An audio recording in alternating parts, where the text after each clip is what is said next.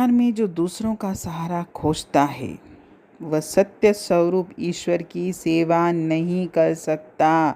ये चीज़ आप जीवन में प्रत्यक्ष रूप से अनुभव करिएगा कि जो भी व्यक्ति दूसरों का सहारा ढूंढता है वो उन्हीं सहारों में ही जीवन जीता है, वो कभी भी ईश्वर से जुड़ ही नहीं सकता। क्योंकि दूसरों का सहारा ढूंढना यानी दूसरी नाशवान देहों को अपना सहारा बनाना, उनको अपना सहारा मानना, तो हम उस परमपिता परमात्मा को सहारा मान ही नहीं सकते। क्योंकि हम तो ये सोचते हैं ना कि हमारे जीवन के सहारे हमारे रिश्ते हैं या जो भी है। हमने ईश्वर का दामन पकड़ा कब है? हमने असत्य चीज़ों से प्यार किया है तो हम सत्य स्वरूप से प्यार कैसे करेंगे? और जो भी सत्य स्वरूप से प्रेम करता है, सबसे पहले वो सुख और दुख दोनों में समान रहता है। वह हर अवस्था में एक भाव में रहता है। हमारे हृदय में उस परमपिता परमात्मा की तरफ से प्रेम की गंगा है और ये प्रेम चाहे मेरे जीवन की कोई भी अवस्था हो, मेरे इस आत्मरस को सुखा नहीं सकती। समय बदल जाने से वो प्रेम बदलता नहीं है और कोई विरला भाग्य वाला व्यक्ति ही है जो ऐसे दिव्य प्रेम को अनुभव करता है। शोक और मोह का कारण यही है कि हमने इस संसार के जीवों में अलग अलग भाव रखे हैं।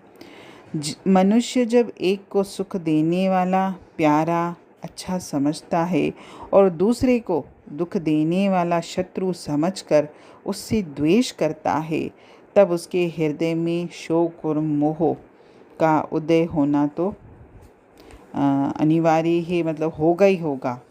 अगर जो भी व्यक्ति अपने को मतलब संसार में जो दो लोग उसके पास हैं, एक को तो वो अपना मित्र मानेगा और एक को ये समझता है कि मुझे सुख देगा, और दूसरे को ये समझता है कि इसी की वजह से मेरे जीवन में दर्द है, दुख है, ये मेरा दुश्मन है, इसी ने मेरे जीवन का ये किया है, और उससे द्वेष करेगा, तो उसके हृदय में शोक और मोह दोनों ही आएंगे। यानी मोह भी आएगा और नफ़रत भी आएगी।